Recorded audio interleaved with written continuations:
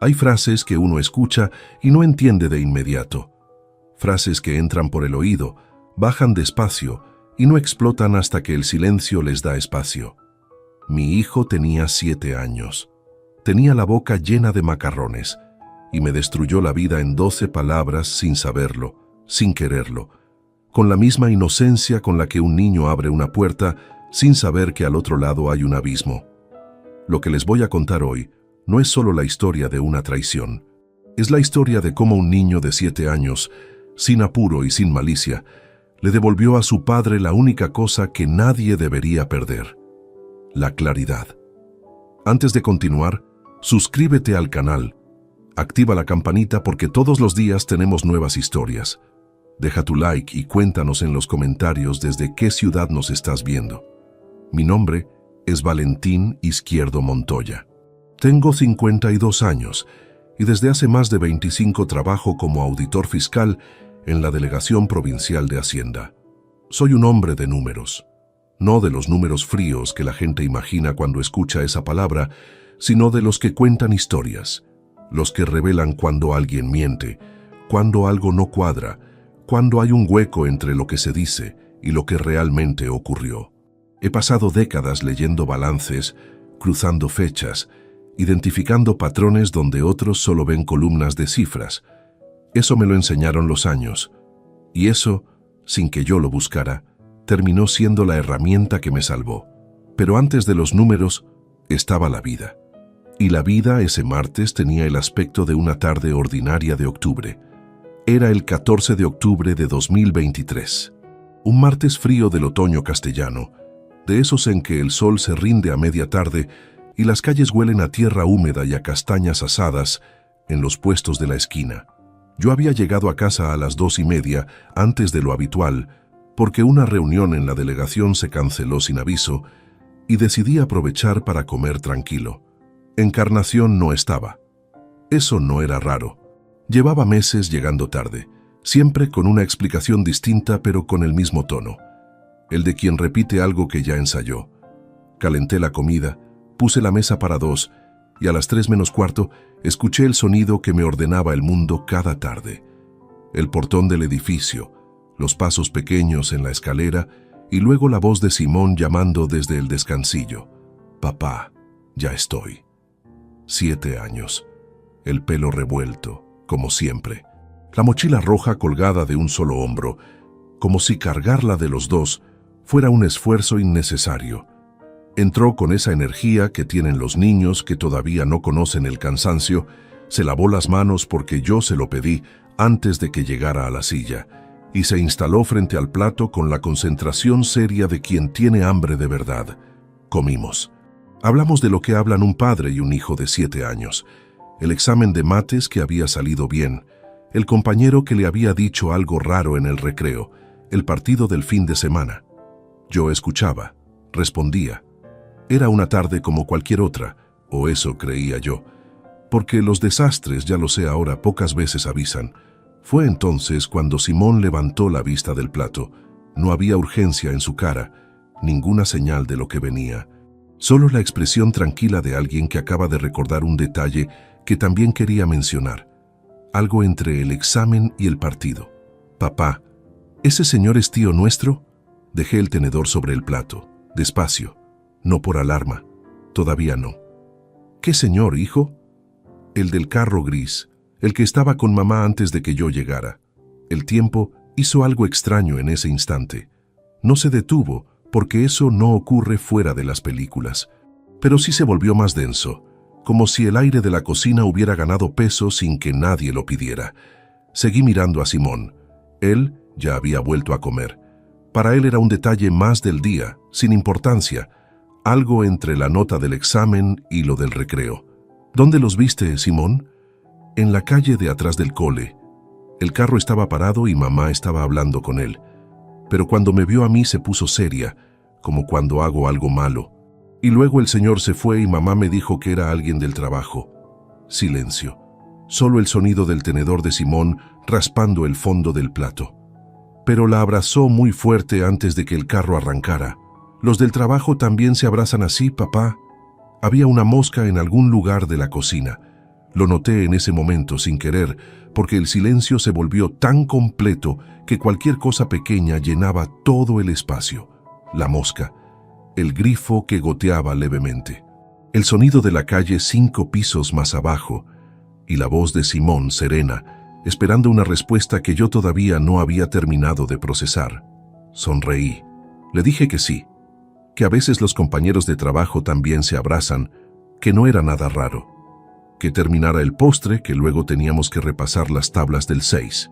Simón asintió, completamente conforme con la respuesta, y siguió comiendo. Yo me quedé sentado, con la espalda recta, con la cara en su lugar, con 23 años de matrimonio desmoronándose en silencio dentro de mi pecho, mientras el niño que tenía delante no notaba absolutamente nada. No fue rabia lo que sentí en ese momento. Eso vino después. Lo primero fue algo mucho más frío, la sensación de que un número que llevaba tiempo sin cuadrar acababa de encontrar su error, y que el error era enorme. Encarnación llegó a las 7:10. Traía una bolsa del supermercado que nadie había pedido, y una sonrisa que yo ya sabía leer de memoria. La sonrisa de quien llega con la historia preparada por si acaso, envuelta en normalidad. Me dio un beso en la mejilla. Preguntó cómo había ido el día. Le dije que bien, que tranquilo, que Simón había sacado buena nota en el examen. Ella se relajó visiblemente, dejó la bolsa en la encimera y empezó a hablar del tráfico. Yo asentí. Respondí lo necesario. Y mientras ella hablaba, yo ya estaba mirando otra cosa. No a ella, sino al espacio entre lo que decía y lo que sus palabras callaban. Llevaba 25 años leyendo ese tipo de silencios en los balances de otras personas. No había razón para que no supiera leerlos en el mío propio. Esa noche, cuando Encarnación se durmió, yo seguí despierto mirando el techo, sin moverme, sin hacer ruido, recordando cada detalle de los últimos meses con una atención que no había tenido antes, porque antes no tenía motivo para tenerla. Y así empezó todo. No con un grito, no con una escena, no con el momento dramático que uno imagina cuando piensa en el final de un matrimonio. Empezó con una mosca en la cocina, un plato de macarrones y la voz sin malicia de un niño de 7 años preguntando si los del trabajo también se abrazan así. Hay una diferencia entre sospechar y saber. La sospecha es ruidosa, se mueve, no deja dormir, pide confirmación a cada instante. El saber, en cambio, es silencioso, pesa. Se instala en el centro del pecho como un objeto denso y frío, y desde ahí lo reorganiza todo sin pedir permiso. Esa noche, mientras Encarnación dormía a mi lado con la respiración pausada de quien no tiene nada que temer, yo ya no sospechaba. Todavía no tenía pruebas, pero algo en la manera en que mi mente empezó a ordenar los últimos meses me dijo que lo que buscaba estaba ahí, esperando a que alguien se molestara en mirarlo con atención. No me moví de la cama, no encendí la luz, solo me quedé quieto, con los ojos abiertos en la oscuridad, dejando que los recuerdos llegaran solos, uno detrás de otro, como piezas de un balance que nadie había querido cuadrar. El primero fue el de un viernes de abril. Encarnación había dicho que tenía una reunión de padres en el colegio de Simón. Yo me quedé en casa con el niño. A las 9 de la noche, cuando Simón ya dormía, ella llegó con el rímel corrido y me explicó que una de las madres había tenido un disgusto y habían salido a tomar algo para que se calmara.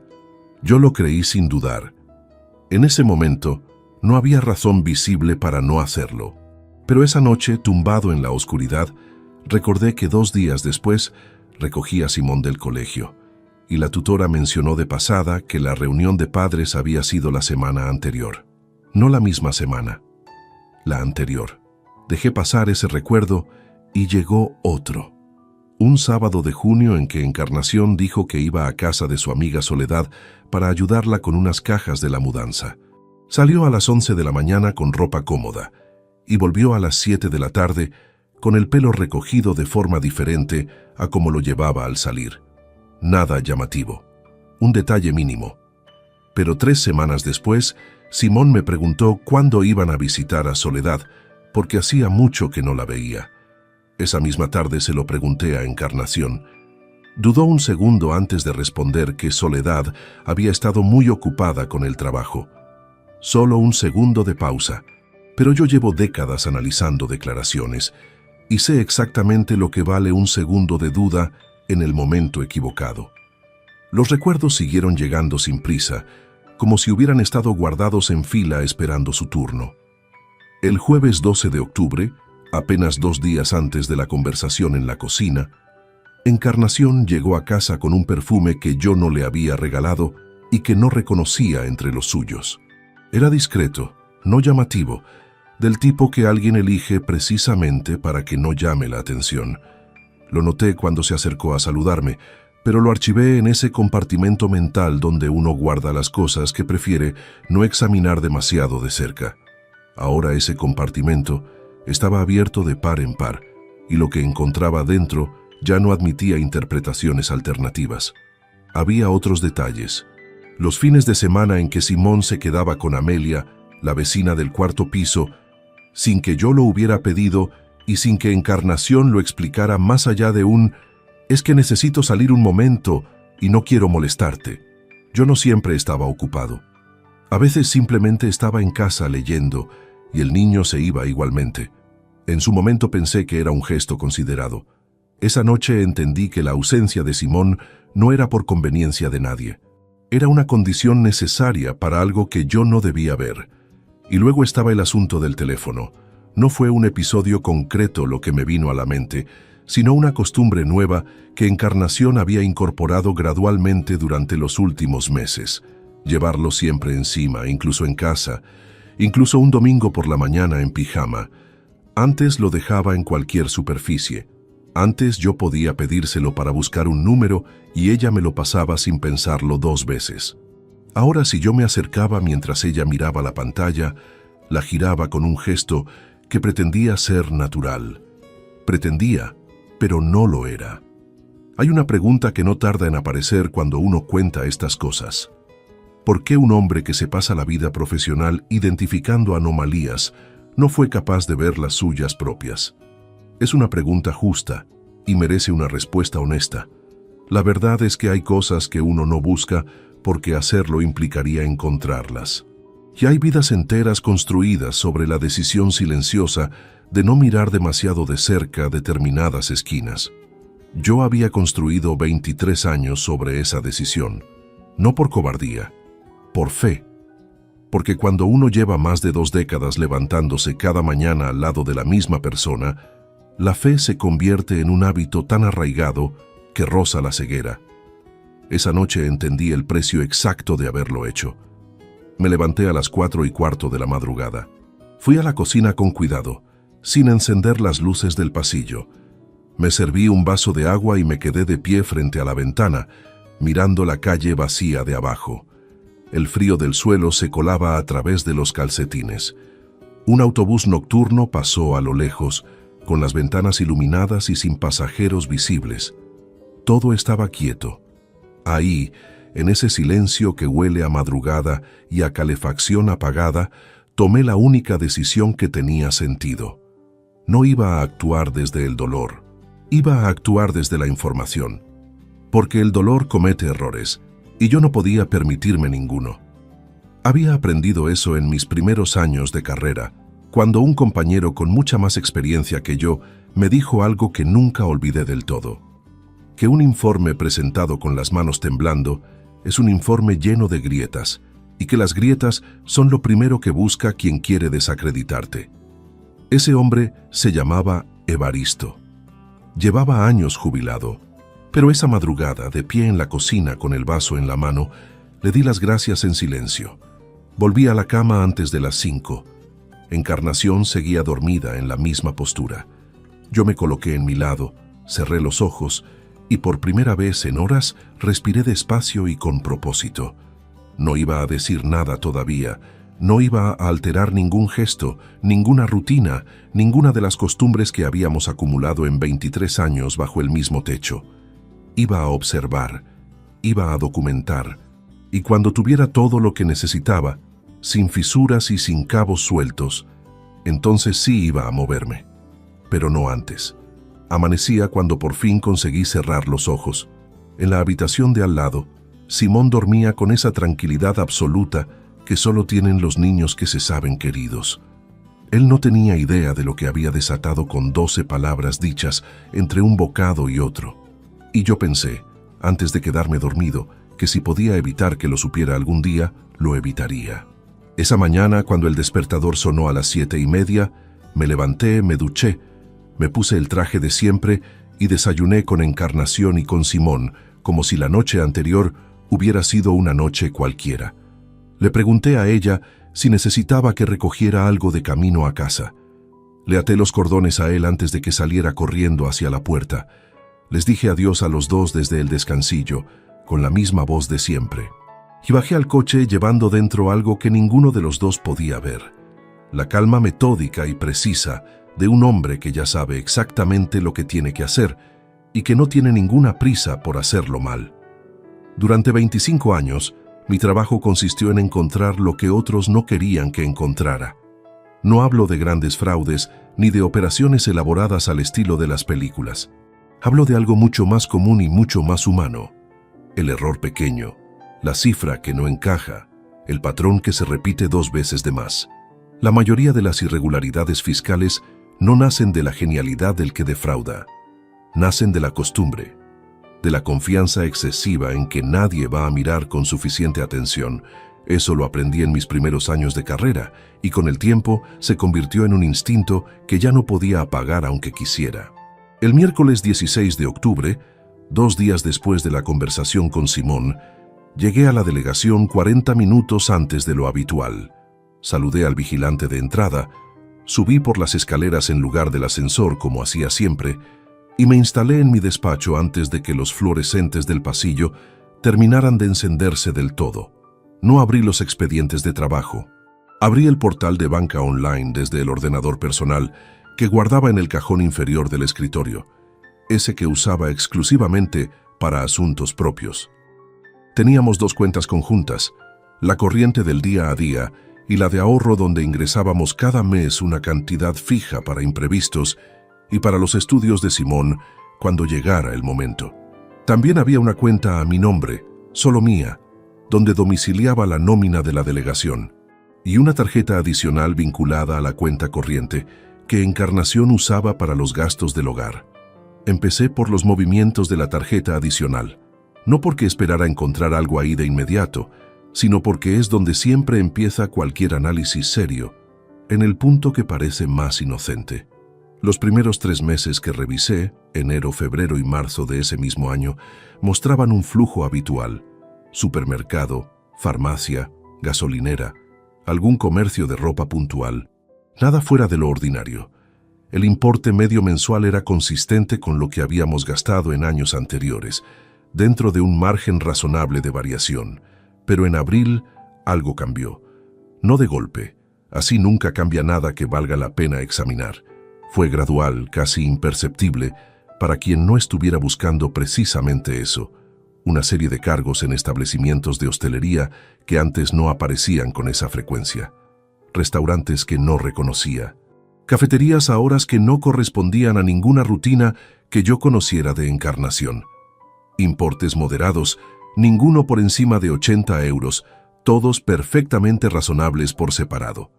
Pero juntos, vistos en secuencia, dibujaban una cadencia que tenía su propio ritmo interno. Cada 10 o 12 días, con una regularidad que no era casualidad, anoté las fechas en un bloc de papel que saqué del segundo cajón. Bolígrafo azul, letra pequeña y apretada, como cuando preparo un informe de campo. Las puse en columna, una debajo de la otra, y las observé. Abril, 3 cargos, mayo, 4, junio, 3, julio, 2, pero en hoteles de precio medio que no aparecían en meses anteriores. Agosto, ninguno, que coincidía con el mes en que habíamos estado de vacaciones juntos en la costa. Los 3, Encarnación, Simón y yo. Septiembre, 4 cargos de hostelería y uno que me detuvo por completo. El cargo de septiembre era de una floristería. 107,50 €. Un viernes por la tarde. Ese viernes yo había recogido a Simón del colegio porque Encarnación había dicho que tenía una revisión médica que se había alargado. Llegó a casa con las manos vacías, sin flores, sin nada que justificara ese gasto en ningún contexto doméstico que yo pudiera imaginar. Dejé el bolígrafo sobre el bloc y me recosté en la silla. El despacho todavía estaba en silencio. Afuera, en el pasillo, comenzaban a escucharse las primeras conversaciones del día. El sonido del café de la máquina del fondo, las sillas moviéndose. Yo estaba sentado en el centro de todo eso y al mismo tiempo completamente al margen, en un lugar donde el tiempo funcionaba de otra manera. Seguí mirando el extracto, ahora con más atención que antes, buscando lo que todavía no había encontrado, la transferencia. Porque los cargos en la tarjeta podían explicarse de muchas formas ante alguien que no supiera leer bien los datos. Pero una transferencia bancaria, recurrente a una cuenta desconocida, es otra cosa. Es un compromiso. Es alguien que decidió que la otra persona merecía un esfuerzo constante y planificado. La encontré en octubre del año anterior, 2022. Una transferencia de 300 euros a un número de cuenta que no figuraba en ninguno de nuestros registros habituales. Sin concepto. Solo el número de cuenta y la fecha. Al mes siguiente otra de igual importe. Y el siguiente. Y el siguiente. 12 meses consecutivos hasta marzo de ese año, en que el importe subió a 450 euros y la frecuencia se mantuvo. Desde entonces, sin interrupción, el mismo destino, el mismo día de cada mes, con una puntualidad que hablaba de un acuerdo consolidado, no de un impulso. Hice el cálculo en el margen del bloc. No necesité calculadora. 4.800 euros en el primer tramo, y luego 3.600 más, hasta el momento en que yo estaba sentado leyendo aquello. 8.400 euros en total, a una cuenta que no era mía, que no era de ningún servicio que yo hubiera contratado, y que no figuraba en ningún gasto que Encarnación me hubiera mencionado jamás. Guardé el bloque en el maletín, cerré el portal bancario, apagué el ordenador personal y lo volví a colocar en el cajón inferior, en exactamente la misma posición en que siempre estaba. Luego abrí los expedientes del día y empecé a trabajar. No porque el asunto de la cuenta pudiera esperar indefinidamente, sino porque yo sabía por experiencia que la información incompleta es el peor punto de partida para cualquier decisión. Lo que tenía esa mañana era suficiente para saber que algo había pasado durante meses delante de mis ojos. No era suficiente para saber exactamente qué, ni con quién, ni hasta qué profundidad llegaba todo aquello. Y actuar sobre información incompleta no era una opción que estuviera dispuesto a considerar. Había aprendido eso también de Evaristo, aquel compañero veterano de mis primeros años en la delegación. Me lo dijo una tarde mientras revisábamos juntos un expediente complicado, que los datos a medias son más peligrosos que la ignorancia, porque te dan suficiente confianza para actuar y suficientes huecos para equivocarte. Le había dado la razón entonces.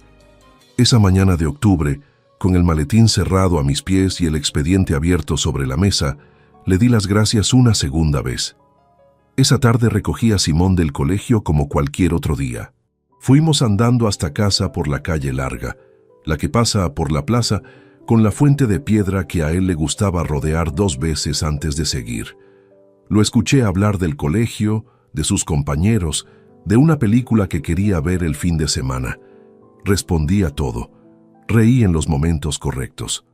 Le compré un bollo en la panadería de la esquina porque era miércoles, y los miércoles siempre le compraba uno. Encarnación llegó a casa a las 7:15 con cara de cansancio y una bolsa de plástico con pan y yogures. Me dio un beso en la mejilla. Le preguntó a Simón cómo le había ido. Puso los yogures en la nevera. Todo normal, todo perfectamente, cuidadosamente normal. Y yo sonreí, respondí, serví la cena y guardé dentro de mí con la misma precisión con que archivaba cualquier expediente, cada dato que todavía me faltaba encontrar.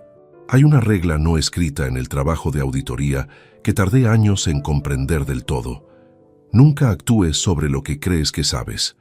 Actúa únicamente sobre lo que puedes demostrar. La diferencia entre esas dos cosas no es semántica, es la diferencia entre ganar un proceso y perderlo, entre tener razón y poder probarla. Esa distinción, que había aplicado cientos de veces en expedientes ajenos, era ahora la que me separaba del error que no podía permitirme cometer. El número de cuenta al que se habían transferido 8.400 euros no era suficiente por sí solo. Era un hilo, y los hilos hay que tirar de ellos con paciencia, no arrancándolos de golpe. Conocía a Aurelio Santamaría Vidal desde hacía 11 años. Lo había conocido en el marco de una investigación cruzada entre la Delegación de Hacienda y la Brigada Económica de la Policía Provincial, cuando ambos trabajábamos sobre el mismo expediente desde flancos distintos. Era un hombre metódico, discreto hasta el extremo, con la clase de mirada que no se adquiere en ninguna academia, sino a base de años observando a personas que no quieren ser observadas. Cuando se jubiló anticipadamente de la policía, a los 47 años por un problema de rodilla que ya no le permitía el ritmo del trabajo de campo, abrió un servicio de investigación privada en la misma ciudad. Nos habíamos visto 3 veces desde entonces, siempre de manera casual, pero el tipo de confianza que se construye trabajando codo con codo en algo delicado no se pierde con el tiempo. Solo se duerme. Lo llamé desde el teléfono fijo del despacho de casa, un jueves por la mañana, mientras Encarnación estaba en el mercado y Simón en el colegio. Le dije que necesitaba hablar con él, sin detalles, solo eso. Aurelio respondió con la misma economía de palabras que lo caracterizaba. Cuando quieras. Quedamos para el lunes siguiente en una cafetería del centro que ninguno de los dos frecuentaba habitualmente. Llegué 10 minutos antes, pedí un café y lo dejé enfriarse sobre la mesa. Aurelio entró puntual, se sentó frente a mí, pidió agua y esperó. Le expliqué la situación con la precisión justa, el número de cuenta, el importe, la frecuencia, el periodo. Le di una copia del extracto con ese único movimiento marcado, el resto cubierto con un folio en blanco. No quería que tuviera más información de la necesaria para empezar. Aurelio lo miró durante unos segundos, lo dobló, se lo metió en el bolsillo interior de la chaqueta y dijo una sola cosa antes de levantarse. «Dame 10 días». Me los tomé. 10 días en que la vida doméstica siguió con la misma superficie calma de siempre. Las mañanas con Simón, las cenas con Encarnación, los informes en la delegación, las tardes en la plaza. Por fuera, nada había cambiado. Por dentro, era como vivir en una habitación cuyas paredes se acercan 1 milímetro por hora. Uno no ve el movimiento, pero lo siente. Aurelio me llamó al 9º día, no al 10º. Le sobraba 1. Quedamos de nuevo en la misma cafetería, misma hora de la mañana, misma mesa del fondo. Esta vez él llegó antes que yo. Tenía una carpeta delgada de color marrón sobre la mesa, cerrada, con las manos apoyadas encima como si fuera a salir volando si las apartaba. Me la pasó en cuanto me senté. La abrí. La primera hoja era una ficha con nombre, fecha de nacimiento y actividad profesional. Leandro Crespo Barrios, 38 años, administrador único y socio mayoritario de una empresa de promoción inmobiliaria con sede en el polígono empresarial del norte de la ciudad. La segunda hoja era un extracto de actividad mercantil. La empresa tenía 6 años de antigüedad, facturación media anual por encima del 1.000.000 de euros, sin deudas públicas registradas. La tercera hoja era la que me detuvo. Era una fotografía, tomada desde un vehículo con teleobjetivo, en una calle que yo reconocí de inmediato, la calle posterior al colegio de Simón. La misma que mi hijo me había descrito 11 días atrás, entre un bocado y el siguiente. En la foto, Encarnación estaba de espaldas, parcialmente cubierta por la puerta abierta de un automóvil gris. Frente a ella, de frente a la cámara sin saberlo, un hombre de pelo oscuro, complexión media, con una camisa azul marino y una expresión que no era la de alguien despidiéndose de una conocida. Leandro Crespo Barrios, 38 años. 8 años menos que Encarnación y 14 menos que yo. No sé cuánto tiempo estuve mirando esa fotografía. El café que me habían traído seguía intacto. Aurelio no dijo nada. Era un hombre que sabía perfectamente cuándo el silencio era el único idioma apropiado. La cuarta hoja contenía un resumen de seguimiento. Aurelio había identificado el primer encuentro documentado entre ambos en un evento empresarial celebrado en el Hotel Palacio del Pinar el viernes 3 de marzo del año anterior, 2022. Un acto de networking del sector inmobiliario y de servicios al que Encarnación había asistido en representación de la empresa consultora donde trabajaba como coordinadora de proyectos. Yo recordaba ese viernes. Recordaba haber cenado solo con Simón, porque ella dijo que el acto terminaba tarde. Recordaba haber pensado que era una lástima que trabajara tanto. 18 meses.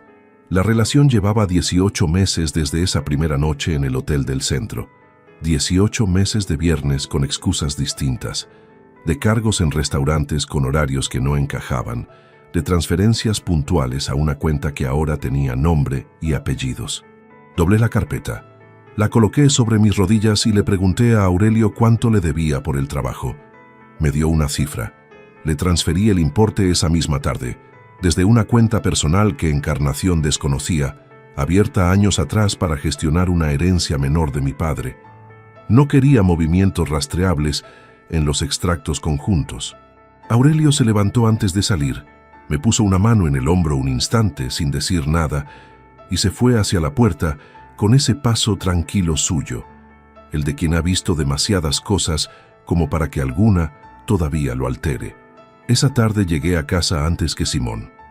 Entré en el despacho, cerré con llave, algo que no hacía habitualmente, y coloqué la carpeta marrón en el fondo del cajón inferior del armario, detrás de una caja de documentos del seguro del coche. Luego me senté en la silla giratoria y estuve un buen rato sin moverme, con las manos sobre los muslos y los ojos en la pared de enfrente. No lloré. Quiero ser honesto en esto. No lloré en ese momento. Sentí algo más parecido a un entumecimiento, como cuando uno toca algo muy frío y los dedos tardan unos segundos en registrar la sensación real. El dolor llegaría después, con toda su precisión. Esa tarde todavía estaba en ese intervalo extraño entre el golpe y el momento en que el cuerpo entiende lo que recibió. Cuando escuché el portón del edificio y los pasos pequeños en la escalera, guardé la llave del despacho en el bolsillo de la chaqueta. Abrí la puerta antes de que Simón llamara y lo recibí con la misma voz de siempre. ¿Qué tal el cole? Él me dijo que bien, que había habido educación física y que estaba cansado pero con hambre. Le dije que perfecto, que la merienda estaba en la cocina, y mientras él dejaba la mochila roja en el suelo del pasillo y corría hacia la nevera, yo me quedé un segundo en el umbral del despacho, con la puerta entornada a mi espalda y la carpeta marrón guardada en el cajón, pensando que había llegado el momento de llamar a Tomás Revenga. Tomás Revenga Ochoa tenía 58 años, 22 de ejercicio como abogado de familia y una cualidad que yo valoraba por encima de cualquier título enmarcado en su despacho. Nunca decía lo que uno quería escuchar. Decía lo que era cierto, aunque costara, aunque la verdad llegara sin el envoltorio que uno preferiría. Lo conocí en 1998, cuando ambos vivíamos en el mismo edificio de la calle Corredera y compartíamos el mismo horario imposible de hombres jóvenes que intentaban construir algo a base de horas. Habíamos perdido el contacto durante algunos años y lo habíamos recuperado después, como ocurre con ciertas personas cuya presencia en la vida de uno no depende de la frecuencia, sino de la solidez. Lo llamé un lunes por la mañana desde el teléfono del despacho de casa, con la puerta cerrada con llave y Simón en el colegio. Le dije que necesitaba verlo en un contexto profesional, no personal, profesional.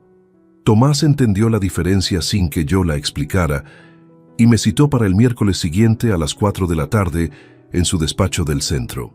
Mientras esperaba ese miércoles, hice lo que ningún otro hombre en mi situación habría podido hacer con la misma frialdad. Me senté frente al ordenador personal, con todos los extractos bancarios de los últimos 20 meses, la carpeta de Aurelio abierta a mi izquierda y un bloc de hojas cuadriculadas a mi derecha. Hice lo que llevaba décadas haciendo en expedientes ajenos. Construí una tabla de correspondencias. En la columna izquierda las fechas que Aurelio había documentado.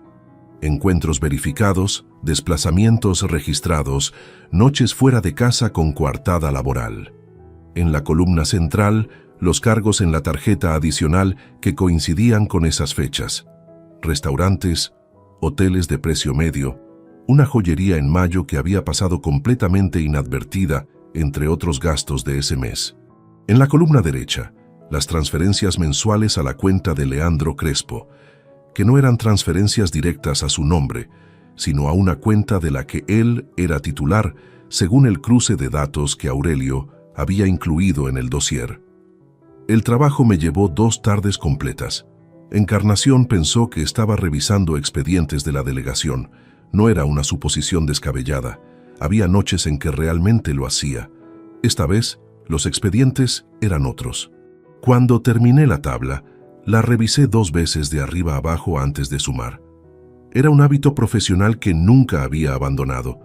Verificar antes de concluir, porque los errores en los totales son los más embarazosos y los más evitables. La primera revisión no arrojó ninguna diferencia con la segunda. Los números eran los mismos. Cogí el bolígrafo y escribí el total en el margen inferior derecho de la última hoja, dentro de un recuadro que tracé con regla: 12.840 euros. Me quedé mirando esa cifra durante un tiempo que no medí.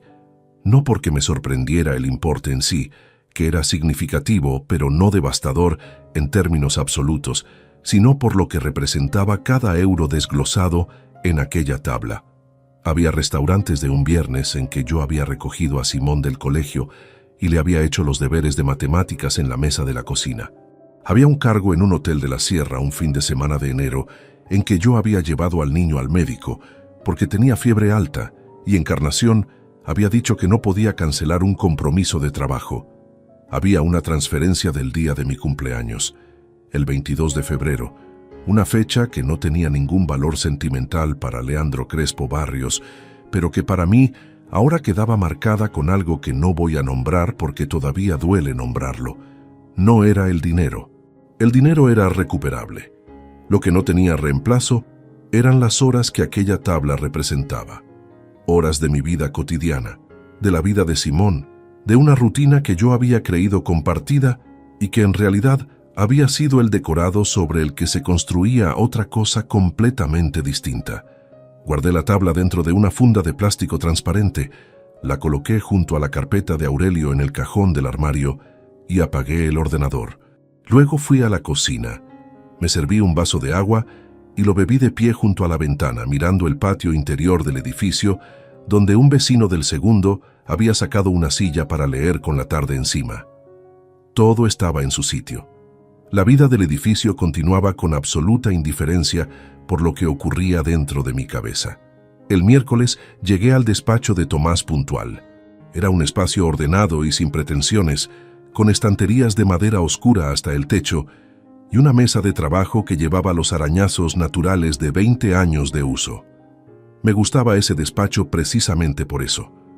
Era el despacho de alguien que trabajaba de verdad, no el de alguien que quería impresionar a quien entraba. Le puse sobre la mesa la funda de plástico con la tabla y la carpeta de Aurelio. Tomás lo revisó todo sin prisa, con la misma expresión neutra que yo reconocía de los años en que habíamos sido vecinos, y él llegaba a casa con expedientes bajo el brazo. Cuando terminó, juntó los papeles con cuidado, los devolvió a la funda y cruzó las manos sobre la mesa. ¿Cuánto tiempo llevas sabiendo esto? 19 días desde la primera sospecha concreta, 9 desde que tuve confirmación. Tomás asintió despacio.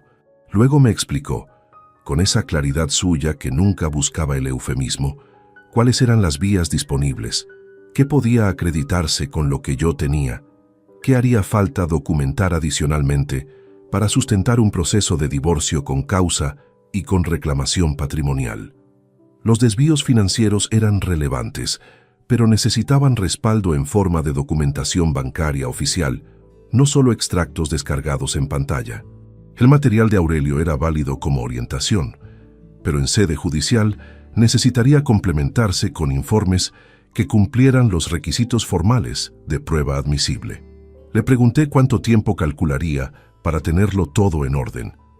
Me dijo que dependía de la velocidad con que yo pudiera proporcionarle la documentación bancaria certificada. Le respondí que podía tenerla en una semana. Tomás dijo que con eso era suficiente para empezar a construir. Antes de levantarme, añadió algo que no le había preguntado, pero que él consideró necesario decir. Valentín, lo que tienes aquí es sólido, pero quiero que sepas que esto va a ser un proceso largo, no semanas, meses. Y durante esos meses vas a tener que seguir viviendo como si nada hubiera cambiado. ¿Estás en condiciones de hacer eso? Lo miré un momento. Pensé en los 19 días que ya llevaba haciéndolo. En las cenas, en las mañanas, en los besos en la mejilla que no decían nada de lo que yo sabía. Luego respondí, ya lo estoy haciendo. Tomás no sonrió ni asintió. Solo recogió la funda de plástico, la guardó en el cajón de su mesa con llave y me dijo que lo llamara cuando tuviera la documentación bancaria certificada. Salí a la calle con el frío de octubre pegado en la cara. El tráfico de media tarde llenaba el centro con ese ruido constante y sin forma que tienen las ciudades cuando nadie está prestando atención a nada en concreto. Caminé hasta el coche sin prisa, con las manos en los bolsillos y la cabeza más fría que en ningún momento de las últimas 3 semanas. Esa noche, sentado a la mesa con Encarnación y con Simón, while el niño contaba algo del colegio con esa energía suya que no se detenía nunca, hubo un instante en que Encarnación me miró y sonrió con esa expresión familiar y tranquila de tantos años. Y yo le devolví la sonrisa con la misma naturalidad, sin esfuerzo visible, con toda la compostura de un hombre que ya sabe exactamente a dónde va, aunque todavía no haya llegado. El número seguía escrito en el margen de aquella hoja cuadriculada, guardado bajo llave en el cajón de Tomás. 12.840 euros. Cada uno con su fecha, cada uno con su historia. Y cada uno, a partir de ese momento, convertido en una pieza dentro de un proceso que ya había comenzado a moverse sin que nadie en aquella mesa lo supiera. Hubo una noche de finales de octubre en que todo lo que creía saber sobre el daño que podía recibir quedó obsoleto en el tiempo que tardé en leer 3 líneas en una pantalla. Encarnación se había quedado dormida en el sofá después de cenar. Ocurría con cierta frecuencia cuando llegaba agotada, especialmente los jueves, que solían ser jornadas largas en su trabajo. Simón ya estaba en la cama desde las 9. La casa estaba en ese silencio particular de las noches entre semana, con el murmullo bajo del televisor que nadie miraba y la luz del pasillo encendida por costumbre. Yo estaba en el otro extremo del sofá, con un libro que llevaba días sin avanzar. Encarnación dormía ligeramente inclinada hacia el reposabrazos, con el teléfono apoyado sobre el muslo y la pantalla hacia arriba. En algún momento, sin que yo lo buscara, la pantalla se iluminó con la vibración de un mensaje. La vi encenderse desde el rabillo del ojo. No pretendía mirar. Había pasado semanas conviviendo con esa pantalla que ella siempre protegía y nunca había intentado forzar nada. Pero en ese instante el ángulo era exacto, la luz suficiente y el nombre en la notificación era el de Daniela. No me moví durante varios segundos. La respiración de Encarnación no cambió. Me levanté despacio del sofá, recogí el teléfono con el mismo cuidado con que se recoge algo frágil y lo llevé hacia la lámpara del rincón. La pantalla seguía desbloqueada. La notificación mostraba el inicio del mensaje. Mamá, llevo días pensando en esto y necesito decirte que... El resto no era visible desde la notificación. Tuve que abrir la conversación. Lo que encontré no era solo ese mensaje, era un hilo de semanas. Semanas de intercambios entre madre e hija sobre un asunto que reconocí de inmediato. Porque el contexto era imposible de malinterpretar. No había nombres explícitos en los mensajes recientes, solo pronombres y referencias veladas. Pero el lenguaje de quien habla sobre algo que no quiere nombrar directamente es tan reconocible como el de quien miente a la cara, usa el rodeo como arquitectura. Subí en el hilo hasta encontrar el punto donde los mensajes se volvían más directos. Fue en un intercambio de principios de septiembre, casi 2 meses antes de aquella noche. Daniela había escrito: Mamá, tienes que tener más cuidado. La semana pasada, cuando os vi en el aparcamiento del centro, había gente alrededor. No todo el mundo es tan discreto como yo. Leí esa línea 2 veces, luego una tercera. Mi hija había visto a Encarnación con Leandro en un aparcamiento público, y el tono del mensaje no era el de alguien que acaba de enterarse de algo por accidente. Era el tono de quien lleva tiempo sabiendo y aprovecha un incidente nuevo para recordarle a la otra persona que el riesgo existe. Era la voz de alguien que ya procesó la información, tomó una decisión al respecto y siguió adelante con su vida. La respuesta de Encarnación, enviada 20 minutos después de aquel mensaje, era breve. Lo sé, no volverá a pasar en un sitio así. Y gracias por no decir nada. Ya sabes que todo esto es complicado. Gracias por no decir nada. Devolví el teléfono al muslo de Encarnación exactamente en la misma posición en que estaba, con la pantalla hacia arriba. Luego regresé a mi sitio en el sofá y abrí el libro sin ver ninguna de las palabras que tenía delante. Daniela tenía 21 años. Había crecido en esa casa, en esas mismas habitaciones, bajo ese mismo techo que yo había pagado durante 2 décadas. Había visto el final de mi juventud y el principio de mi madurez con la perspectiva tranquila de quien nunca tuvo que preocuparse porque siempre había alguien que se preocupaba por ella. Sabía lo que su madre estaba haciendo. Eligió el silencio. Y encima, recibió las gracias por esa elección. Esto es lo más difícil de contar de toda esta historia. Y necesito ser honesto aquí, aunque la honestidad no me favorezca. Durante años, no estuve todo lo presente que debía para Daniela. Hubo una época, cuando ella tenía entre 10 y 14 años, en que el trabajo en la delegación me absorbía de una manera que ahora me resulta difícil de justificar. Llegaba tarde, salía temprano, y los fines de semana los ocupaba muchas veces con expedientes que no podían esperar. No lo digo para rebajar lo que Daniela hizo, lo digo porque mentir por omisión en un relato propio es exactamente el tipo de falta que yo no podía permitirme reprochar a otros.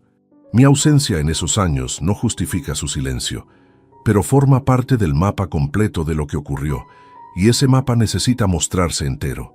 Lo que Daniela eligió no fue solo no hablar, fue ponerse en un lugar, y ese lugar tenía implicaciones que ella en ese momento quizás no calibró del todo. Me fui a la cama antes de que Encarnación se despertara del sofá. Estuve tumbado en la oscuridad durante largo tiempo, escuchando el silencio del piso, ese tipo de silencio espeso que solo existe de madrugada cuando todo lo que hay que pensar ya no puede esperar a mañana. En algún punto entre la 1 y las 3, escuché a Encarnación entrar al dormitorio moviéndose con cuidado, instalarse en su lado de la cama sin encender ninguna luz. Su respiración se regularizó en pocos minutos. La mía tardó bastante más. Lo que sentí en aquellas horas no tenía el calor de la rabia. Era algo más cercano a la desorientación de quien creía conocer cada habitación de su propia casa y acaba de encontrar una puerta que siempre estuvo ahí, cerrada, que nadie se había molestado en mencionar.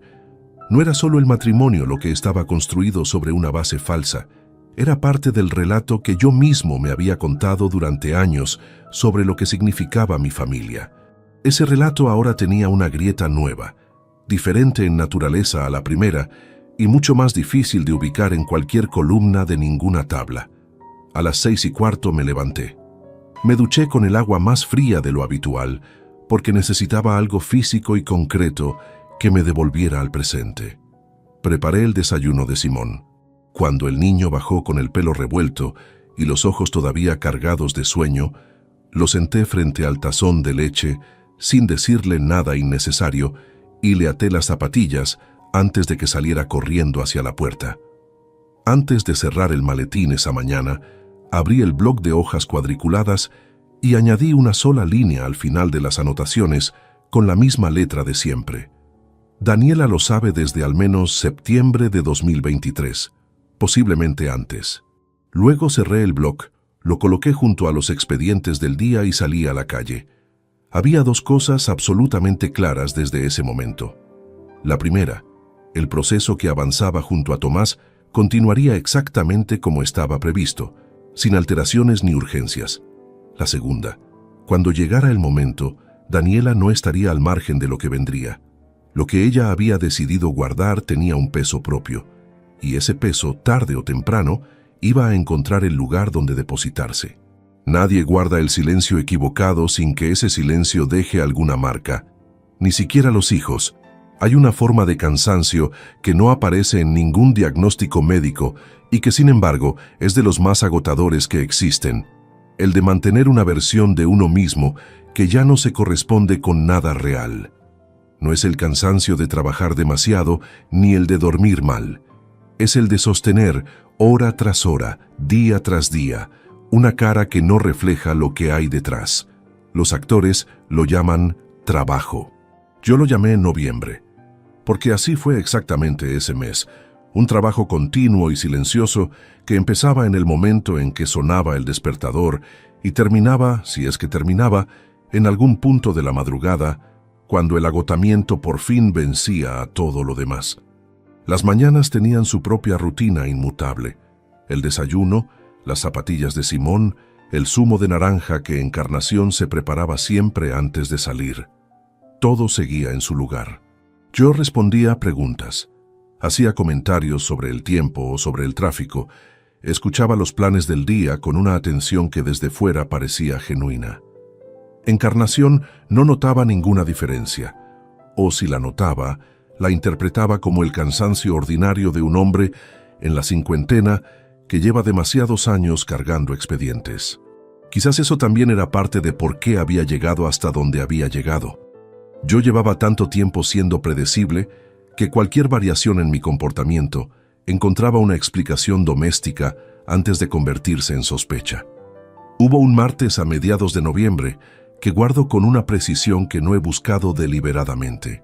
Había sido un día complicado en la delegación, con una reunión de revisión que se extendió más de lo previsto y un expediente que presentaba inconsistencias que necesitaban una segunda vuelta. Llegué a casa a las 7:30, dejé el maletín en la entrada y al pasar por el salón vi a Encarnación y a Simón sentados juntos en el sofá. Ella le estaba leyendo algo, con el libro abierto sobre los dos, y el niño tenía la cabeza recostada en su hombro con los ojos a medio cerrar. Era una imagen de una normalidad tan completa, tan doméstica, tan parecida a centenares de imágenes iguales de los últimos años, que me detuve en el umbral sin que ninguno de los dos me viera todavía. Encarnación era una buena madre. Necesito decir eso con la misma honestidad con que he contado todo lo demás, porque sería fácil construir un relato en que ella fuera solo lo que hizo, y eso no sería verdad. Con Simón siempre estuvo presente, paciente, atenta a los detalles pequeños que hacen que un niño se sienta seguro. Le leía todas las noches desde que él tenía 3 años. Le recordaba los cumpleaños de sus compañeros de clase cuando él los olvidaba. Sabía cuándo estaba triste antes de que él mismo lo supiera. Todo eso era real y seguía siendo real aquella noche, y el hecho de que también fuera verdad lo que guardaba en el cajón de Tomás no cancelaba esta otra parte. Las personas no son solo sus peores actos, pero tampoco dejan de serlos por tener momentos buenos. Me moví. Encarnación levantó los ojos y me sonrió. Simón abrió los ojos del todo y dijo que ya casi se dormía. Le dije que entonces era el momento perfecto para irse a la cama. Él protestó con la energía residual que le quedaba, y yo lo acompañé al cuarto, lo ayudé a ponerse el pijama, y me quedé sentado en el borde de su cama hasta que su respiración se igualó del todo. Luego fui al baño del pasillo, cerré el pestillo, abrí el grifo del lavabo y me quedé de pie frente al espejo con el agua corriendo. No voy a describir lo que pasó en ese baño de manera detallada, porque hay cosas que pertenecen al espacio estrictamente privado de un hombre y que no ganan nada con ser narradas. Solo diré que el agua del grifo tardó varios minutos en volver a ser útil para algo, y que cuando apagué el grifo y me sequé la cara con la toalla, el hombre del espejo tenía exactamente el mismo aspecto de siempre, lo cual me pareció al mismo tiempo un alivio y algo bastante triste. Los días siguientes avanzaron con esa cadencia que adquieren las semanas cuando uno vive pendiente de algo que todavía no ha llegado. Tomás y yo Nos veíamos cada 10 días aproximadamente, siempre en su despacho, siempre con la puerta cerrada. El proceso avanzaba con la lentitud metódica que tienen las cosas construidas para durar. La documentación bancaria certificada ya estaba en su poder. Los registros de Aurelio habían sido complementados con un informe formal que cumplía los requisitos de prueba admisible, y el borrador del escrito inicial estaba tomando forma. Cada reunión terminaba con Tomás diciéndome que iba bien, que tuviéramos paciencia. La paciencia era lo único que me sobraba. No era virtud, era necesidad. Hubo una noche de la primera semana de diciembre que estuvo a punto de deshacer semanas de trabajo. Daniela había llamado por la tarde para hablar con su madre, y yo escuché desde el despacho, sin querer, el tono de la conversación. Risas, confidencias, esa complicidad específica entre una mujer y su hija adulta, que uno reconoce inmediatamente porque tiene una música propia. Colgaron después de casi una hora. Encarnación entró al despacho a decirme que Daniela preguntaba si nos pasábamos por su piso el siguiente fin de semana para comer. Le dije que veía bien, que lo apuntáramos. Cuando Encarnación salió, estuve varios minutos con el teléfono en la mano. Tenía el número de Daniela en la pantalla, sin marcar. En mi cabeza ya había construido las primeras 3 frases de esa conversación, directas, sin gritos, con la pregunta central planteada de una manera que no admitía rodeos. ¿Cuánto tiempo sabías? ¿Por qué no dijiste nada? ¿Qué pensabas exactamente cuando tu padre llegaba a casa sin saber nada? Guardé el teléfono en el cajón, no porque no tuviera razón para llamar, la tenía, sino porque llamar en ese momento habría sido actuar desde el malestar, y el malestar nunca ha producido nada que se sostenga. Había una secuencia prevista, cada cosa en su momento. La conversación con Daniela llegaría, pero no antes de que todo lo demás estuviera en su sitio. El sábado siguiente fui a comer al piso de Daniela con Encarnación y con Simón, como si no hubiera ningún hilo invisible atravesando aquella mesa. Mi hija había cocinado un estofado que le había enseñado mi madre hace años. Puso la mesa con mantel, algo que no hacía habitualmente. Estuvo atenta con el niño durante toda la comida. Me preguntó por el trabajo con un interés que parecía genuino. Yo respondí a todo. Elogié el estofado, que realmente estaba bien. Ayudé a Simón a cortar la carne porque todavía le costaba. Me quedé a fregar los platos porque siempre lo había hecho cuando comíamos en casa ajena, y en ningún momento, durante las 3 horas que estuvimos allí, di ninguna señal de lo que sabía, ni un gesto, ni una pausa de más, ni un silencio que pudiera leerse de otra manera. Eso fue lo más difícil de todo ese periodo, no el dolor, que tenía su propio ritmo y sus propios horarios, sino la distancia entre lo que sentía y lo que mostraba, que se ensanchaba cada semana un poco más, como una grieta en una pared que uno observa sin poder hacer nada hasta que llegue el momento de intervenir. En el coche de vuelta, con Simón dormido en el asiento de atrás y Encarnación mirando por la ventanilla, aparqué en el garaje del edificio y apagué el motor. Ella entró con Simón en brazos sin esperar. Yo me quedé sentado en el coche con las manos sobre el volante y el garaje en silencio a mi alrededor. Fue en ese garaje, con el olor a hormigón frío y a aceite de motor que tienen todos los garajes del mundo, donde me hice la única pregunta que había estado evitando durante semanas. Si al final de todo esto, cuando cada proceso hubiera llegado a su término y cada cosa estuviera en su lugar, iba a encontrar algo al otro lado que valiera lo que estaba costando llegar hasta ahí. No encontré respuesta esa noche. A veces las preguntas importantes no vienen con respuesta inmediata, y pretender lo contrario sería deshonesto. Me bajé del coche, cerré con llave y subí en el ascensor hacia el 4º piso. Tomás me había dicho que en enero estaría todo listo. Enero no estaba lejos. Enero llegó con el frío seco de la meseta castellana, ese que no moja sino que corta, y con él llegó también la llamada de Tomás que yo llevaba semanas esperando sin apresurarlo. Era un jueves por la mañana, pasadas las 10, y yo estaba revisando un informe de campo en la delegación, cuando el teléfono vibró sobre la mesa con su nombre en la pantalla. «Podemos quedar esta semana», dijo. «El material está completo. Quedamos para el viernes siguiente a las 5 de la tarde». Esa semana fue la más larga de los últimos 3 meses, no porque me faltara trabajo que ocupara las horas, sino porque hay una clase de espera que no se llena con nada, la de quien ya tomó todas las decisiones necesarias y solo aguarda el momento de ponerlas en movimiento. El despacho de Tomás olía a papel viejo y a café reciente cuando entré. Él estaba de pie junto a la estantería del fondo, con una carpeta gruesa abierta entre las manos, revisando algo en silencio. Me señaló la silla con un gesto sin levantar la vista. Terminó de leer lo que tenía entre manos y se sentó frente a mí con esa calma suya que nunca había aprendido a imitar del todo. Sobre la mesa había 3 carpetas ordenadas por tamaño, con separadores de colores distintos asomando por los bordes. Tomás empezó por la más voluminosa. Esta es la principal, dijo. Documentación bancaria certificada. Extractos oficiales de los últimos 20 meses, transferencias identificadas con titularidad verificada de la cuenta receptora. Todo en orden cronológico, con anotaciones marginales que facilitan la lectura en sede judicial. La segunda carpeta era más delgada, pero no menos relevante. Contenía el informe formalizado de Aurelio, que cumplía los requisitos de admisibilidad que Tomás había detallado en su momento.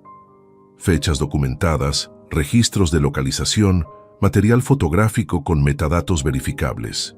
2 encuentros confirmados entre Encarnación y Leandro Crespo, a lo largo de 16 meses, en localizaciones que iban desde establecimientos de hostelería hasta un apartamento de alquiler de corta estancia en el extrarradio norte de la ciudad, que Aurelio había identificado en la última semana de noviembre y que no figuraba en ninguno de nuestros gastos conjuntos. Ese detalle era nuevo. Lo procesé sin interrumpir a Tomás. La tercera carpeta era la que él había construido a partir de los datos que yo mismo le había proporcionado de manera progresiva durante los últimos 2 meses. El registro detallado de las ausencias de Encarnación en días y horarios de responsabilidad compartida con Simón. No eran datos obtenidos de manera irregular. Eran fechas que yo había documentado con precisión desde el comienzo de todo este proceso, anotadas en el bloc de hojas cuadriculadas que Tomás había incorporado al expediente como declaración del solicitante. 12 ocasiones en 9 meses en que Simón había permanecido al cuidado de terceros, en su mayor parte de Amelia, la vecina del 4º piso, en ausencias de Encarnación que coincidían con las fechas documentadas en el informe de Aurelio. 4 de esas ocasiones habían sido un sábado o un domingo. 2 de ellas habían ocurrido en días laborables, en que Simón estaba enfermo y no fue al colegio. Tomás cerró la tercera carpeta y cruzó las manos sobre la mesa. En lo patrimonial, dijo, la posición es sólida. Los desvíos están acreditados con documentación que no admite interpretación alternativa razonable. En lo relativo a la guardia, el registro de ausencias junto al historial de cuidado principal que puedes acreditar tú durante los últimos 2 años construye un argumento consistente para solicitar la guardia principal de Simón. No es garantía, porque nada en un proceso judicial lo es, pero el punto de partida es favorable. Le pregunté por los plazos. Me explicó que el escrito de demanda estaba redactado y necesitaba solo mi firma para presentarse.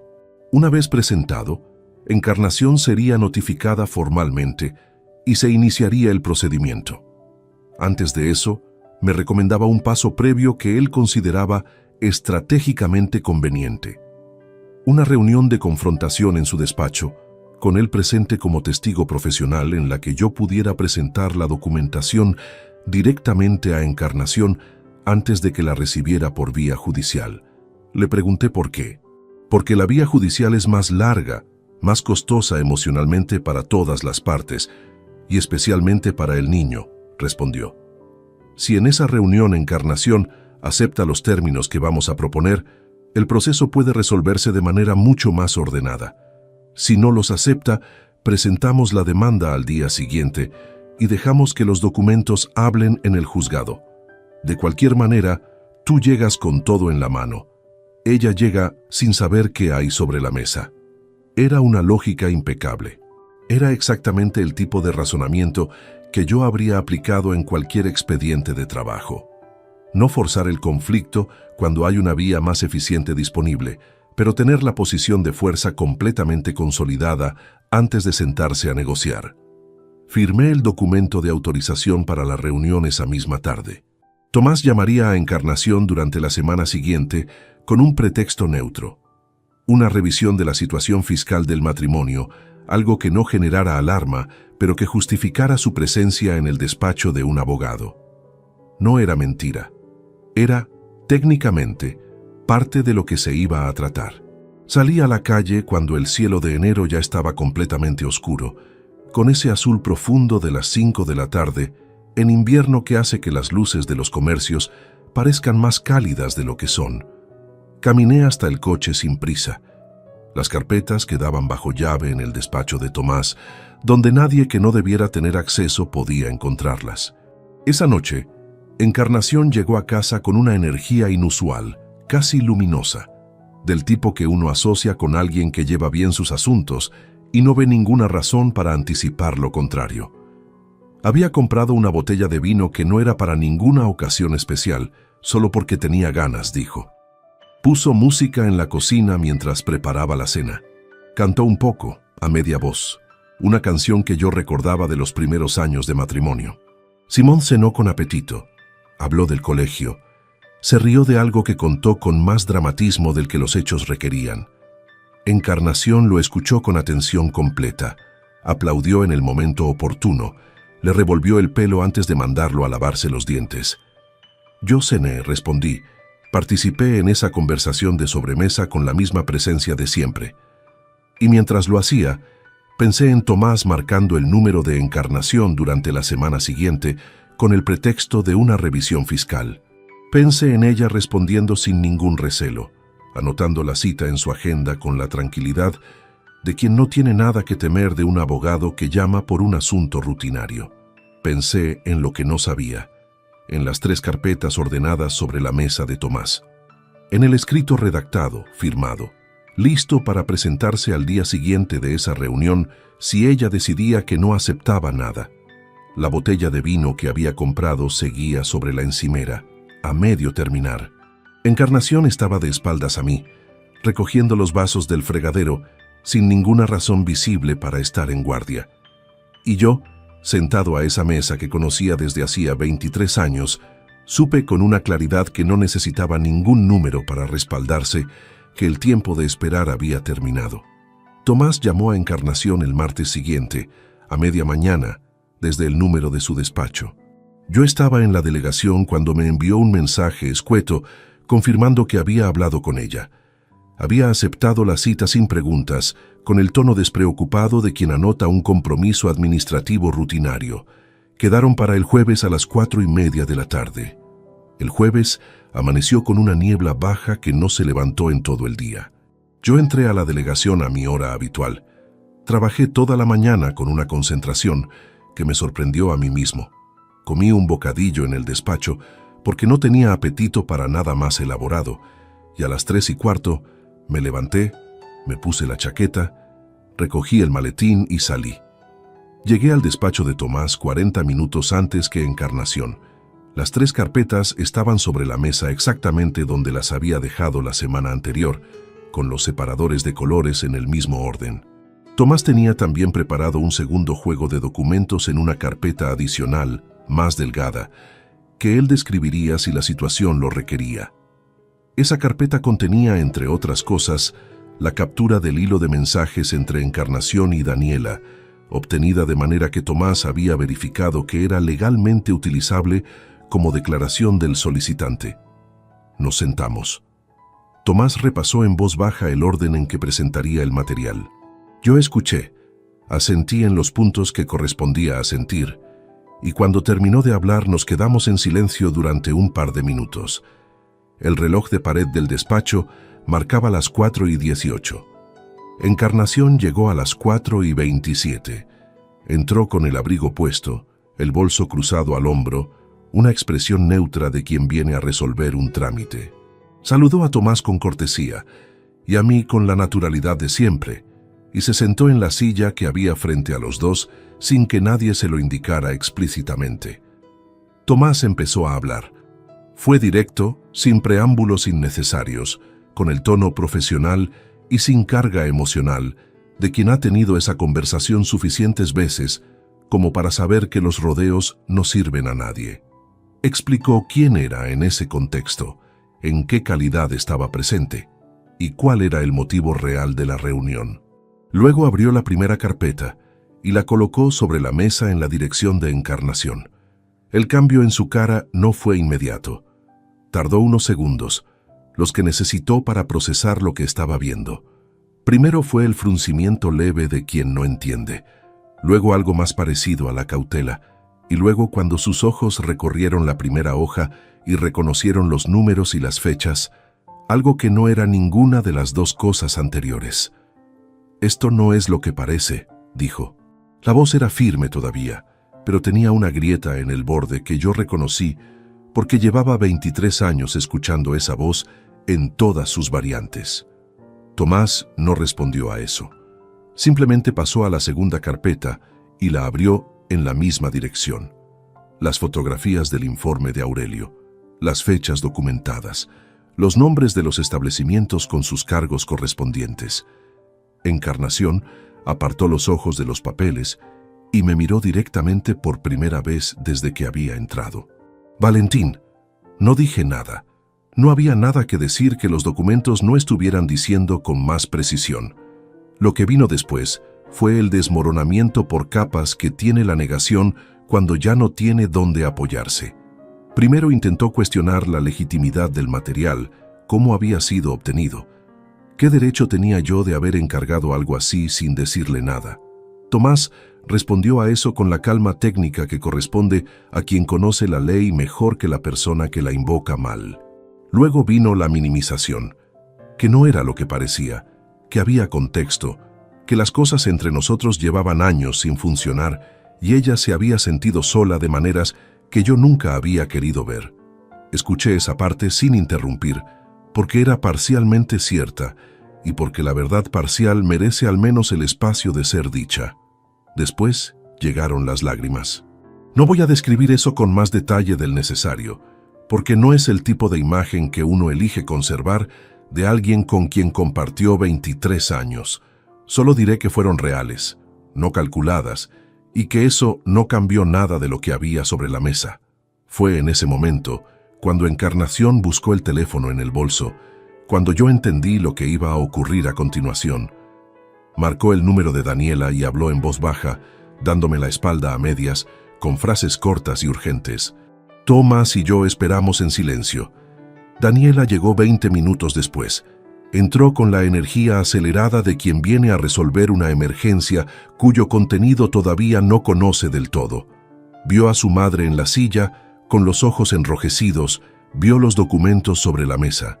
Me miró a mí, y en el tiempo que tardó en recorrer esa secuencia visual, su expresión se reorganizó en algo que yo no había visto en su cara hasta ese momento. «¿Qué has hecho?», me dijo. No era una pregunta real. Era el comienzo de una posición que ya había elegido antes de sentarse. Habló durante varios minutos. Algunas de las cosas que dijo eran injustas.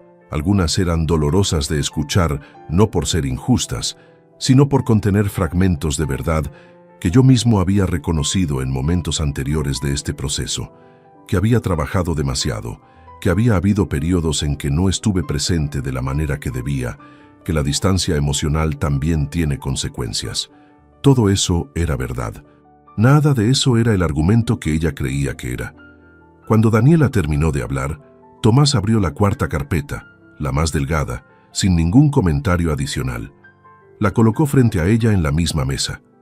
Daniela bajó la vista hacia el papel. Vi exactamente el momento en que reconoció lo que era. El hilo de mensajes entre ella y su madre, impreso, con fechas y horas, con sus propias palabras escritas en negro sobre blanco. Tienes que tener más cuidado. Ya sabes que todo esto es complicado. Gracias por no decir nada. El silencio que siguió fue de una naturaleza completamente diferente a todos los silencios anteriores de esa tarde. No era el silencio de quien piensa qué decir. Era el de quien ya no tiene dónde ir con lo que sabe. Me levanté, no porque hubiera terminado de procesar todo lo que había en esa habitación, sino porque no había nada más que yo necesitara decir o escuchar en ese momento. Cada argumento posible ya tenía su respuesta sobre aquella mesa, en papel certificado y con fechas verificables. Continuar sentado no iba a añadir nada que los documentos no hubieran dicho mejor que yo. Le dije a Tomás que lo llamaba al día siguiente. Tomás asintió. Recogí el maletín, me puse el abrigo y caminé hacia la puerta sin detenerme. Detrás de mí quedaban 3 carpetas sobre una mesa, 2 mujeres en silencio y 23 años de una vida doméstica que habían llegado a su término de la única manera que podían llegar cuando las bases ya no sostienen nada. En el pasillo del edificio hacía frío.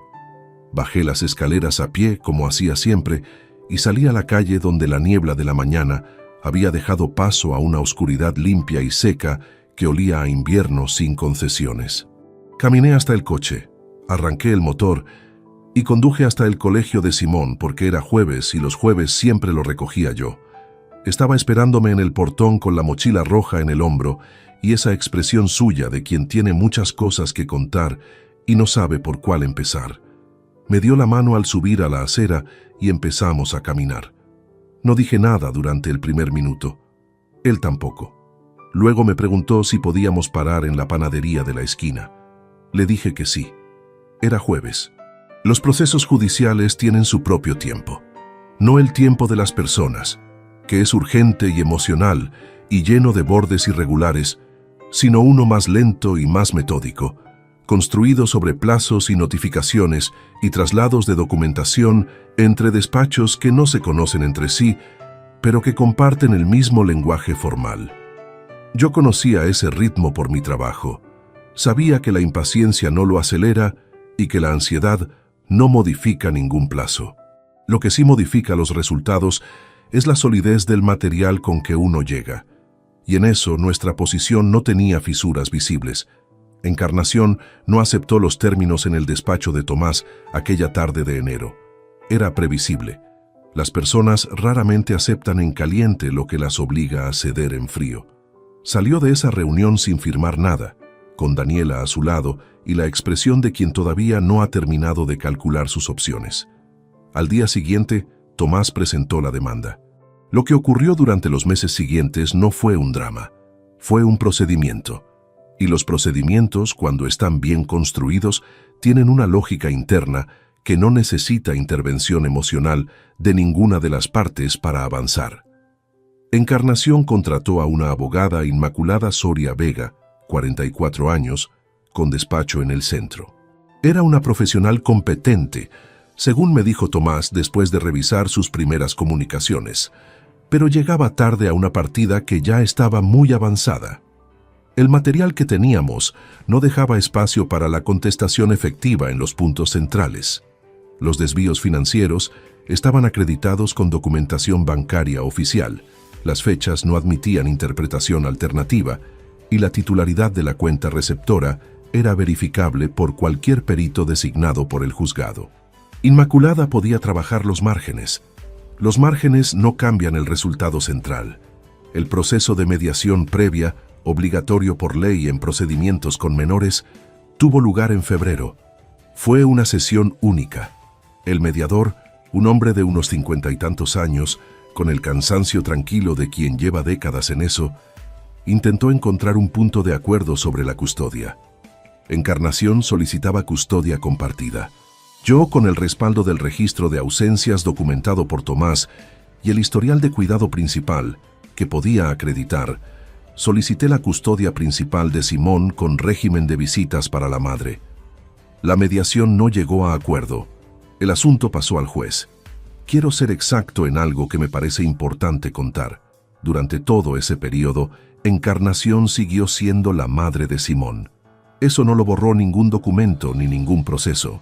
Siguió recogiendo al niño algunos días, siguió llamándolo por las tardes, siguió siendo la persona a quien él corría cuando le dolía algo que no sabía cómo decir con palabras. Todo eso continuó funcionando, porque Simón tenía 7 años y no tenía por qué cargar con el peso de lo que habían roto los adultos a su alrededor. En eso, Encarnación y yo encontramos el único terreno donde nunca hubo conflicto real. El niño estaba por encima de todo lo demás, y los dos lo sabíamos aunque no pudiéramos decírnoslo directamente en ese momento. Lo que el juez resolvió en abril, 4 meses después de presentada la demanda, fue una sentencia que Tomás calificó de sólida en todos sus puntos centrales. La custodia principal de Simón quedó asignada a mí, con un régimen de visitas amplio y estructurado para Encarnación. Fines de semana alternos, la mitad de las vacaciones escolares y la posibilidad de ampliar el régimen por acuerdo mutuo en función de la evolución de la situación. No era la exclusión de la madre, era el reconocimiento de quien había ejercido el cuidado principal de manera consistente y documentada. En lo patrimonial, la sentencia reconoció el desvío financiero acreditado y lo descontó de la liquidación de gananciales que correspondía a Encarnación. El importe recuperado no era solo los 12.840 euros que yo había calculado en el bloc de hojas cuadriculadas meses atrás. Con los intereses legales y los gastos asociados al proceso que el juez atribuyó a la parte que había dado lugar al litigio, el total superó los 17.300 euros. Tomás me lo comunicó por teléfono con la misma voz neutra con que habría comunicado cualquier otro resultado, y yo le di las gracias con la misma calma. El piso familiar quedó adjudicado a mí en virtud de ser el domicilio habitual del menor bajo mi custodia principal, con compensación económica a Encarnación por su parte proporcional, calculada sobre una tasación oficial que el juzgado encargó a un perito independiente. Encarnación se instaló en un piso de alquiler en el Barrio Nuevo, a 15 minutos a pie de la que había sido nuestra casa durante 17 años. Respecto a Leandro Crespo Barrios, yo no hice nada. No necesité hacerlo. Cuando los documentos del proceso se incorporaron al registro judicial y la sentencia quedó firme, esa documentación pasó a ser de acceso público dentro de los límites que establece la ley. No tardó en circular entre quienes tenían motivos para estar atentos a ese tipo de información. En los círculos del sector inmobiliario local, las noticias que afectan a la reputación personal de un socio mayoritario no necesitan ningún mensajero activo. Se mueven solas, por los mismos canales por los que se mueve cualquier información relevante para los negocios. Lo que le ocurrió a Leandro en su entorno profesional como consecuencia de eso no fue decisión mía, fue consecuencia de las suyas. Hubo un día de mayo, ya con la sentencia firme y el proceso administrativamente cerrado, en que fui solo al banco a cerrar las cuentas conjuntas y abrir una nueva a mi nombre exclusivo. El trámite duró menos de media hora. La empleada que me atendió era joven, eficiente y completamente ajena a lo que aquel papel representaba. Firmé donde había que firmar, recibí la documentación que había que recibir y salí a la calle con una carpeta bajo el brazo que pesaba mucho menos que todo lo que había cargado durante los últimos 7 meses. Me detuve en la acera, delante del banco, con el sol de mayo dando en la fachada de los edificios de enfrente, y el tráfico del mediodía llenando la calle con su ruido ordinario. Pensé en lo que Tomás me había dicho cuando cerramos el proceso, que había conseguido lo que había ido a buscar, que el resultado era tan bueno como podía esperarse dadas las circunstancias, y que ahora lo que tocaba era seguir adelante. Lo que tocaba era seguir adelante. Es una frase sencilla, cabe en 4 palabras, pero hay distancias que no se miden en kilómetros, sino en el espacio entre lo que uno era antes de que empezara todo esto y lo que encuentra cuando busca quién es ahora. Esa distancia no la cierran los juzgados, ni los balances recuperados, ni ninguna sentencia, por sólida que sea. Lo que el proceso me devolvió fue real y fue importante. La estabilidad de Simón bajo un techo conocido, el patrimonio que había construido durante décadas de trabajo, la claridad de saber que lo que había sospechado era exactamente lo que era y que no me había equivocado en ninguno de los pasos que di para demostrarlo. Todo eso valía. No lo minimizo. Lo que el proceso no devolvió era la otra lista, la que no tiene columnas ni totales, los años en que creí que la vida que tenía era la vida que realmente tenía, La confianza específica de un hombre que lleva décadas durmiendo al lado de la misma persona y cree conocerla del todo. Ciertas conversaciones de sobremesa que ahora tenían un subtexto que antes no estaba ahí. La imagen de Daniela al otro lado de aquella mesa, con sus propias palabras impresas delante de ella y los ojos en ningún lugar concreto. Eso no lo devuelve ningún proceso. Y pretender que sí sería la primera mentira que me habría permitido en todo este tiempo, y no estaba dispuesto a empezar por ahí. Guardé la carpeta bajo el brazo, caminé hasta el coche y puse el motor en marcha. A las 3:45 tenía que estar en el colegio. La carta para Daniela la escribí un domingo por la mañana, a finales de mayo, con Simón en casa de Amelia porque los domingos por la mañana habían pasado a ser el momento en que el niño bajaba al cuarto piso a ver dibujos con ella, una costumbre que habían construido solos, sin que nadie se la propusiera, y que yo no tenía ninguna razón para interrumpir. Me senté al escritorio del despacho con una hoja en blanco y estuve un buen rato mirándola antes de escribir la primera línea. No porque no supiera lo que quería decir, sino porque hay palabras que merecen el tiempo necesario para encontrar su forma exacta antes de quedar fijadas en papel. Había pensado en esa carta durante semanas. Había ensayado distintas versiones en la cabeza. Algunas más largas, con explicaciones detalladas, otras más frías, puramente formales. Ninguna de las dos extremos era lo que correspondía. Lo que correspondía era la verdad dicha con precisión y sin crueldad innecesaria, que no es lo mismo que sin dureza. Escribí durante 40 minutos. La carta ocupó algo más de una página.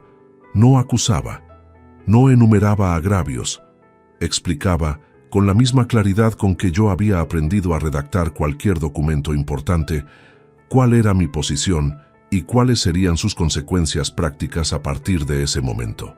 Le decía que sabía lo que sabía, que no necesitaba que lo reconociera ni que se justificara, y que lo que había hecho no era algo sobre lo que yo pudiera construir ninguna continuidad, que el vínculo entre nosotros había cambiado de naturaleza de manera irreversible, no por decisión repentina mía, sino por la suya, tomada meses atrás en silencio. Que eso no significaba que le deseara ningún mal. Significaba que no podía seguir siendo el mismo padre de antes, como si nada hubiera ocurrido, porque hacerlo sería mentirle a los dos, y yo había tenido suficientes mentiras en el último año y medio para el resto de mi vida.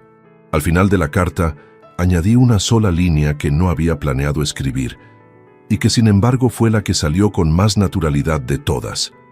Que si algún día, pasado el tiempo que necesitara pasar, ella quería tener una conversación honesta sobre todo esto, yo estaría dispuesto a tenerla. Pero que esa conversación tendría que empezar desde la verdad, no desde la versión que a cada uno le resultara más cómoda de sostener. La metí en un sobre. Escribí su dirección a mano y la dejé sobre la encimera de la cocina para llevarla al correo al día siguiente. Daniela recibió la carta 4 días después. Sé que llegó porque Tomás me confirmó que Encarnación lo había llamado para preguntarle si yo tenía intención de mantener esa posición. Tomás respondió que sí. No hubo más comunicación al respecto durante semanas. Daniela no llamó, no escribió, lo esperaba, o al menos lo consideraba posible. El silencio como respuesta es también una elección, y las elecciones tienen sus propias consecuencias que no necesitan ninguna intervención exterior para hacerse presentes. Ella lo sabría cuando llegara el momento en que lo sintiera, y ese momento no dependía de mí. Lo que sí dependía de mí era lo que quedaba en pie. Y lo que quedaba en pie tenía 7 años, el pelo revuelto por defecto, una mochila roja que pesaba más de lo que debería para su tamaño, y la costumbre de preguntar 3 cosas seguidas sin esperar respuesta a ninguna antes de lanzar la siguiente. Simón tardó en entender lo que había cambiado en la estructura de su vida cotidiana. Los niños de 7 años no procesan las rupturas como los adultos. Lo que perciben es la diferencia en el patrón, que mamá ya no está en casa cuando se levanta, que hay noches en que duerme en otro piso, que el desayuno del sábado lo prepara papá aunque no siempre con el mismo orden de cosas que mamá usaba.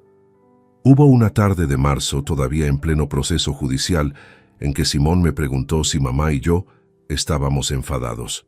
Le dije que no estábamos enfadados, que a veces los adultos tomaban decisiones distintas sobre cómo vivir, y que eso no cambiaba nada de lo que él tenía. Él me miró un momento con esa expresión de quien está calculando si la respuesta que recibió es la que buscaba, y luego asintió y me preguntó si había zumo de naranja en la nevera. Lo había. Siempre lo había. Eso sí podía garantizarlo. Con el tiempo, Simón fue construyendo su propia manera de moverse entre los dos espacios. Los niños tienen una capacidad de adaptación que los adultos han perdido por el camino. No porque sean más fuertes, sino porque viven más en el presente y menos en la comparación entre lo que era y lo que es. Yo aprendí algo de eso observándolo. No lo suficiente para no echar de menos ciertas cosas, pero sí lo suficiente para entender que el duelo y la vida cotidiana no son incompatibles, que pueden coexistir en el mismo día sin que uno destruya al otro. Retomé algunas cosas que había dejado atrás sin darme cuenta durante años. Empecé a salir a caminar por las mañanas antes de que Simón se despertara, media hora por el parque del barrio con el frío todavía en el aire y la ciudad arrancando despacio.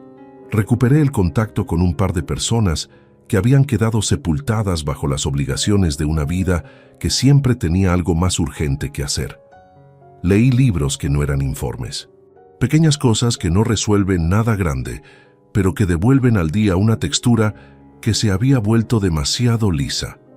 Una tarde de junio, mientras ordenaba el despacho, encontré en el fondo del cajón del armario la carpeta marrón de Aurelio.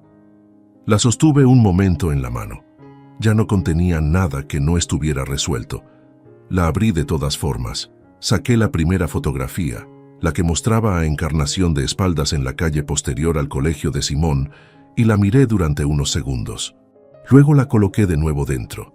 Cerré la carpeta y la metí en la bolsa de documentos para destruir que llevaba semanas sin llevar al punto de reciclaje seguro de la delegación. Algunos papeles solo sirven mientras hacen falta. Cuando dejan de hacer falta, guardarlos no es prudencia. Es otra cosa que no tiene nombre bonito. El martes 16 de junio, casi 8 meses después del martes de octubre, que lo había empezado todo, recogí a Simón en el portón del colegio a las 3 menos cuarto. Era uno de los últimos días del curso escolar.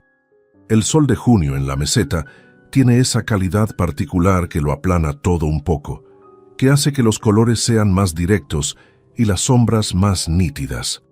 El portón estaba lleno de niños y de adultos, con el ritmo relajado del final de año, con esa energía colectiva de quien ya siente el verano cerca, aunque todavía falten unos días. Vi a Simón antes de que él me viera a mí.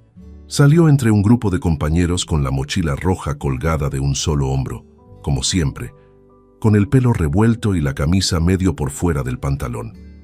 Hablaba con otro niño mientras caminaba, con esa concentración total que tienen los niños cuando el tema les parece genuinamente importante. Me vio cuando ya estaba a 10 metros. Levantó la mano. Caminé hacia él. Cuando llegué a su altura, me agaché un momento a colocarle la mochila de los 2 hombros, que era lo que hacía siempre, porque si no al final del día le dolía el hombro derecho. Él protestó levemente, como siempre protestaba cuando yo hacía eso, y luego lo dejó pasar como siempre lo dejaba pasar. Empezamos a caminar hacia la calle larga, la que pasa por la plaza con la fuente de piedra. Hacía casi 8 meses, en una tarde de octubre con olor a tierra húmeda y castañas asadas, este niño había llegado a casa con esa misma mochila y había dicho 12 palabras entre un bocado y otro que habían cambiado el rumbo de todo. No lo sabía entonces, tampoco lo sabía ahora, y yo no tenía ninguna intención de contárselo hasta que tuviera la edad y la distancia necesarias para entender todo lo que aquellas 12 palabras habían significado y todo lo que habían costado. Porque hay cosas que los hijos no necesitan cargar antes de tiempo. Él ya cargaba suficiente, con esa mochila roja que insistía en llevar de un solo hombro. Me preguntó si podíamos parar en la panadería de la esquina. Era martes. Le dije que sí. Y mientras caminábamos hacia la esquina con el sol de junio en la espalda y la ciudad avanzando a nuestro alrededor con su indiferencia habitual, pensé que si hay algo que uno aprende después de construir y perder y reconstruir durante más de 50 años, es esto: que la vida no avisa cuando va a cambiar, que los momentos que lo alteran todo suelen llegar sin aspavientos, con la boca llena y la mochila al hombro, y que lo único que un hombre puede controlar no es lo que le ocurre, sino la claridad con que decide enfrentarlo. Eso es lo que quiero que Simón aprenda algún día, no de mis palabras, de lo que vea. El resto ya lo irá encontrando solo, como lo encontramos todos. Si te gustó esta historia, dale like al video, suscríbete al canal y comparte tus impresiones en los comentarios. Para escuchar la próxima historia, haz clic en la caja de la izquierda. Gracias por vernos.